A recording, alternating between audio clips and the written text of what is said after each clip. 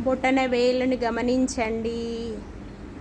వేలు గోర్ని గమనించండి. కాలు వేళ్ళను గమనించండి. కాలు మొత్తాన్ని గమనించండి. రిలాక్స్ చేయండి. పాదము యాంకిల్ని రిలాక్స్ చేయండి. మోకాలు వరకు గమనించండి. రిలాక్స్ చేయండి. మోకాలు జాయింట్ని గమనించండి. మోకాలు జాయింట్ని గమనించండి. రిలాక్స్ చేయండి.